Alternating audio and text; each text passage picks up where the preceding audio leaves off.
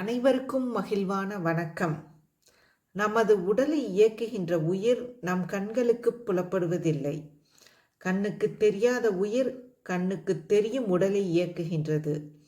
இதுபோலவே ஐம்புலன்களுக்கும் வசப்படாத சிவம் அகிலம் அனைத்தையும் செயல்பட வைக்கின்றது. உலகம் பலவிதம் என்பது பழமொழி.